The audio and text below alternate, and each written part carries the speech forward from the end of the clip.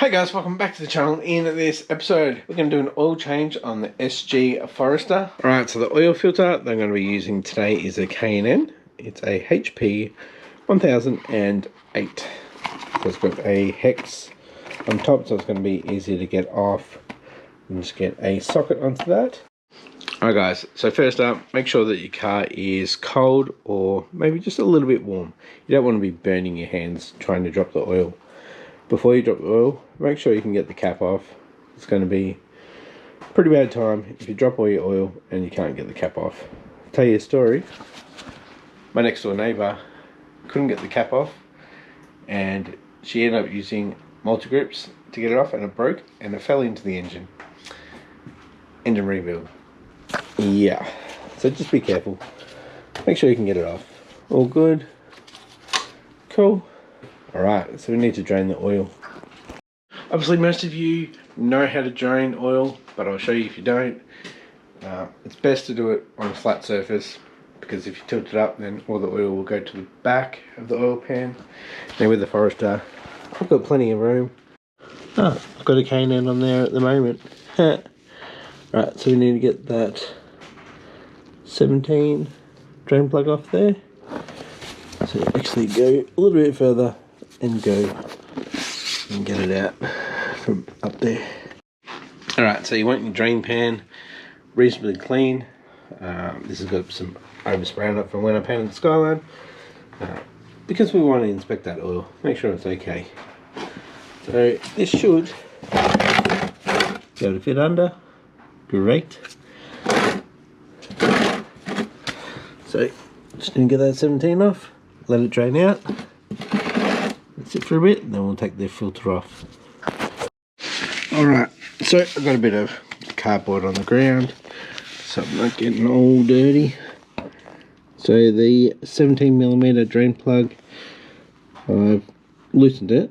I'm just going to reach through this little hidey hole. That's where the filter is up there. Go through on the angle, make sure my hand's not in the way. And we'll just loosen it off and let it drain. Let's see if we can. So, the car's been sitting here for a few hours now. Can't feel any heat in the sump. It's about to fall out. I need two hands for this. Alright. There you go, so it's got a little drain relief area in the underbody tray. That should be good. Well, I think it's 4.5 litres. So if you need to move your drain tray, move it. Alright, so to stay on top of your oil changes, it's normally 5,000 Ks for these Subarus, and you've got to check the oil every other week. Now, I don't live far away from work, so I've done 5,000 Ks in 10 months, so that's not good. I let it warm up, I do take care of it, but I did let it slip and the oil did get low. So I'm going to actually go by time and not kilometers now. So I'm going to do it every 3 months, because the engine is getting a bit older as well, so I just want to take care of it.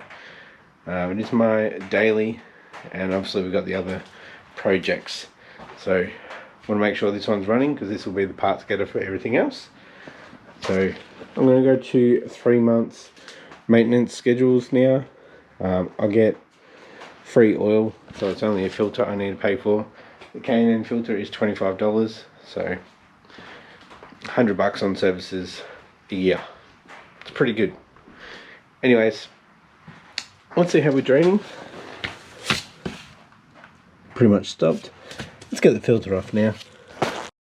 Alright, so I just got out the new filter just to see what size that is. It looks like it's 1 inch. 24 will just fit on the top, 26 is loose on it, but I'll be able to get it off with a 26. So I'll get the old one off, get the new one. No, I won't. Well, yeah, I can put the new one on, just to seal up the whole system. So with the underbody tray, there's a little clip here. Now I have visual on the filter. Alright, we got the filter off. Came off quite easy with the socket. Now my drain pan, I have a little bit there where I can put the filter and it will drain out. So we'll let that drain out. We'll come back and put the filter on. So it's all sealed back up. The drain plug is back in as well, and it's tight, so we won't be putting oil all over the ground by accidentally forgetting to put it back in. So if you are just doing an oil change, we're pretty much done. It doesn't take long, but now that we're doing gaskets, this underbody tray actually has to come off. Alright guys, time for a little bit of a tip. We are playing with oil now and seals, so they might be brittle depending on how old your car is. So I'd recommend just getting a tube of black RTV, just in case you don't have the right seals. You can still get the car back together and order them. They might take a little while to get to you, but yeah, just in case. We might need to have a little bit of a bead somewhere just to save yourself. Get some black RTV. Alright, we're about to put the new filter on. Yeah, that hex on the end is for only getting it off. It even says it on the filter, wrench off nut for removal only. So just going to put a little bit of the new oil. I'm using 10W40, so a little bit of oil into the glove, around the seal,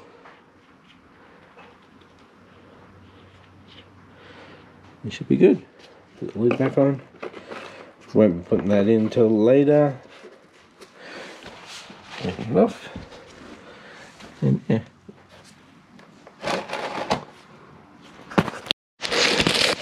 So getting the filter on, it's just hand tight, guys. Don't need to reef on it. There we go, that's good. Clean up the area with some brake parts cleaner, and then we'll get the underbody tray off, and then we'll clean it up with brake parts cleaner.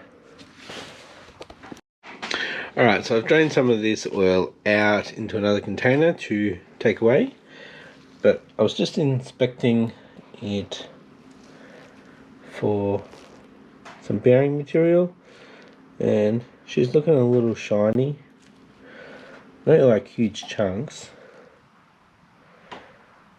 but she's going to need her bearings in the not too distant future. Probably next year, in 2025. Maybe just a refresh of the engine. Alright guys, jacked up the car. We have the underbody tray off. We have the clips and the bolts in here. So we have 4 bolts and 4 clips. So bolts go to the back here, in the front here. Then we have the clips here and here. Pretty simple. And then there's plastic clips that go onto here, which attach to the gearbox under tray. And those clips look like this. Hopefully they're not covered in grease from CV boots.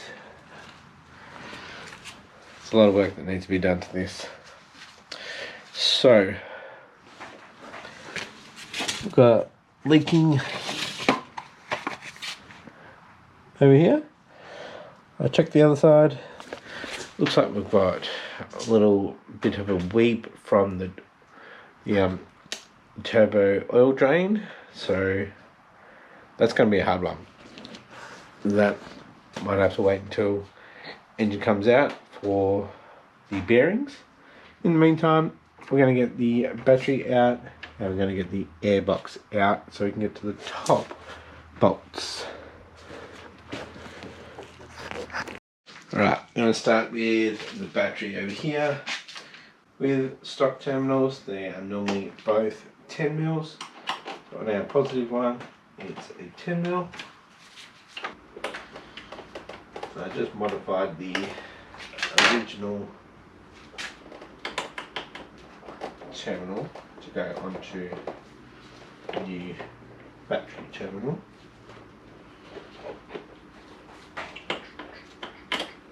There we go.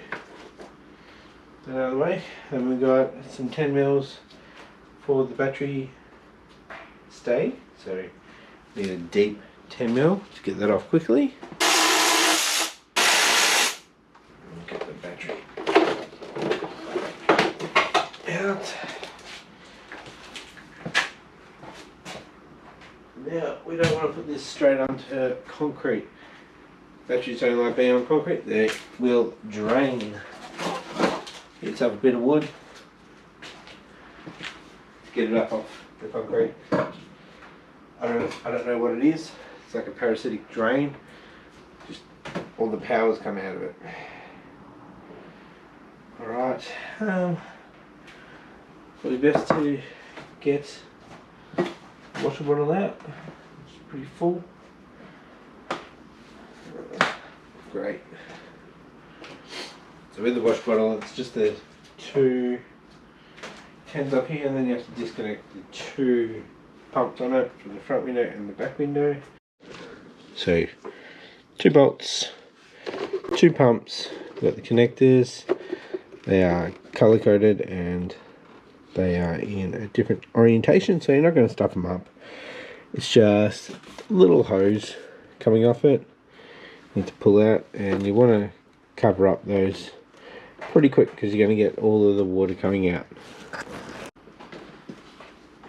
One disconnected.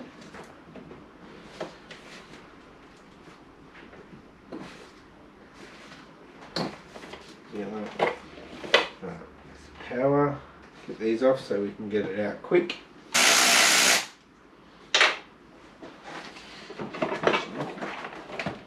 Bit of length on them, that's good. See what I mean?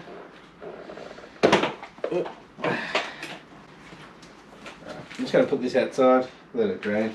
It's just water. It's not going to hurt the garden. Alright. There'll be a little bit of residual water in those lines. So if you keep them up high, they should be fine. That's the other one. Yeah. Good. Alright. Now we can get to all of the bolts, all the hoses. Now I haven't actually taken the rocket covers off EJ25 before. Only on my EJ20, and it was out of the car. So this side looks fine, easy. Let's move on to this side. Now this is the side that most people play around with, isn't it? Where they do their turbo and do their intake. So I wonder if we're going to be one of those people that plays around with intakes and stuff. No. You gotta be careful with intakes because the airflow sensor. What it's calibrated to is the diameter of the pipe that the sensor is in. So if you don't change that, you don't need to tune. So I think it's hard to find pipes and intakes that are the same, because obviously you want to upgrade it and you want to go to a bigger size. So you're just going to have to do a tune. I think it's like 2 3/4 inch. But anyway, let's measure it up anyways. So we just got the airflow meter disconnected. So we'll just pull up We can get these. It's the overflow. And that's just to the radiator. So that's off. We will get two 12s that are down low. I'll show you. So we've got a 12 down here. So you're going to need a really long extension. And on the other side, there's one down in that area. And then that's the bottom of the box. So to make it easier, undo the clamp, pop that off, pop your clips off, and then you can take the top section off. Right, get the top section of the air filter box off. Want to make it even easier, let's take S bend off. Alright, I think this turbo intake may have nearly seen its day. Definitely when the engine's out to do bearings, that will get changed 100%. I've been looking at a few options, obviously it's a daily driver. I don't want it to be loud. I don't want, like, yeah, I like the boxer rumble, but intake, it's not too bad. Might just blow that out with the compressor. Right, we'll get the 12, get those two out. We might be able to do everything from the top. Alright, so airbox is out. Got the intake off there. So we have a pretty good view. Alright, looks like we can get to everything from the top. Only concern I have, guys, are the breathers. These tend to get brittle and crack. So we do have the power steering line, the hard lines you can see come past here. They are just above them. Be a lot easier if you could move them out of the way, so we can bring them up. We've got them on the other side as well, obviously. So with the double, one of them's a balancer, so it goes over to the other side, and then the other side goes to here, and it goes into the intake. Yeah.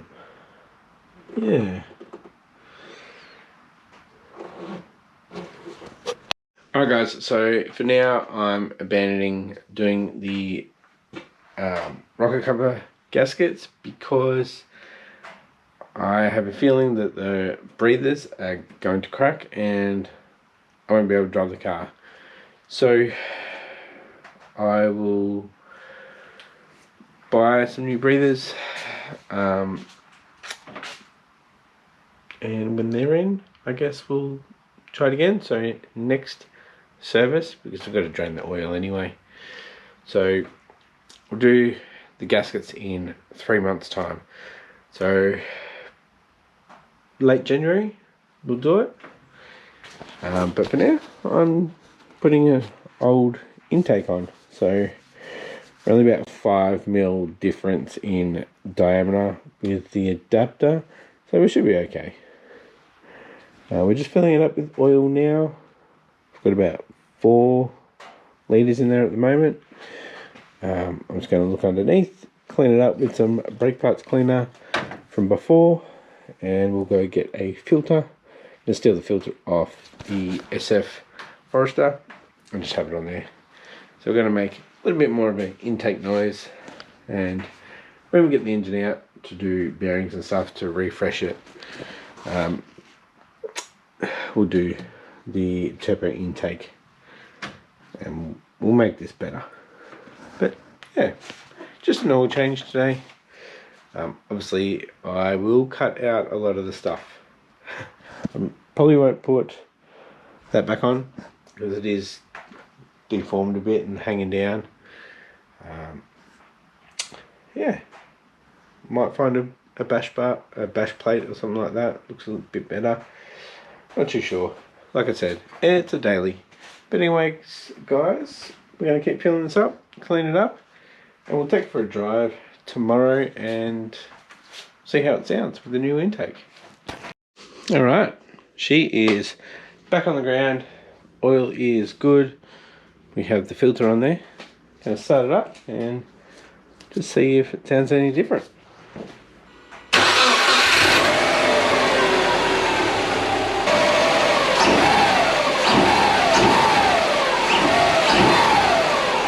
Alright, so heard that. Hear a bit better. Oh, that was close. So tomorrow, it is about 11:30 PM now, so tomorrow we'll take it out for a drive during the day and we'll listen. Hopefully we can hear the blow off valve as well, a little bit more recirculating. So oil change and an intake. So next service we'll do the valve covers and the breathers.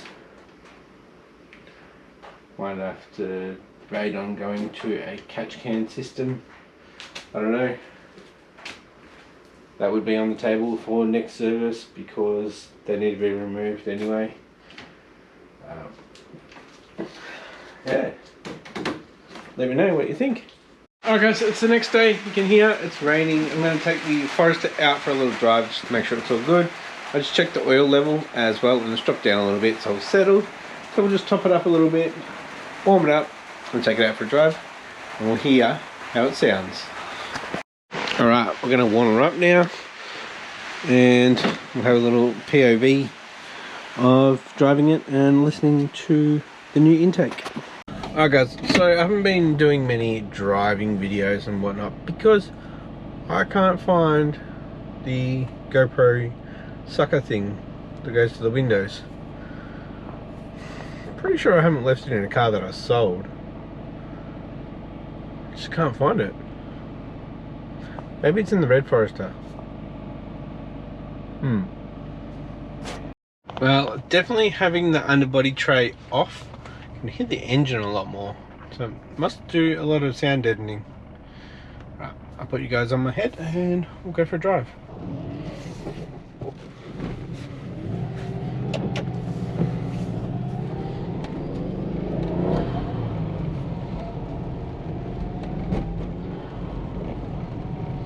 Well, it's annoying that it's raining.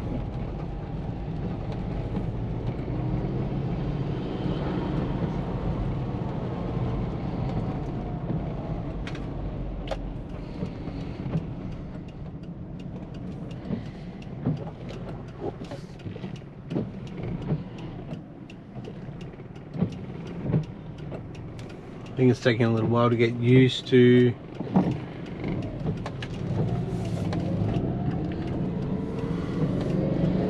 the new filter.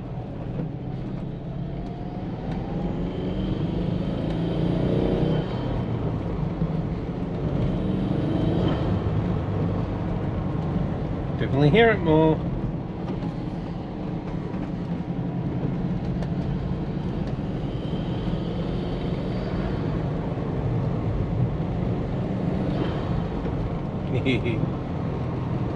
I like it. Alright, she's definitely idling a lot better now. Sounds good.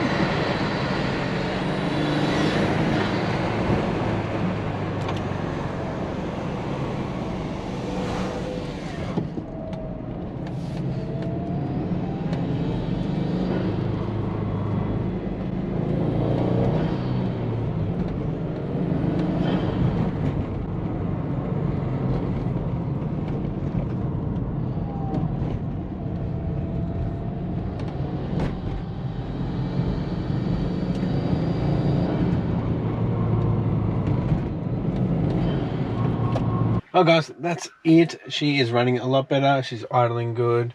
Just need to learn it for a little bit. I did about 10 Ks then. So next up guys, we're going to get the Liberty wheels onto this. Make sure that they aren't buckled. Stay tuned for that one. Going to have some 18s on the fuzz. So the dog just came to the window. Right, catch you next time.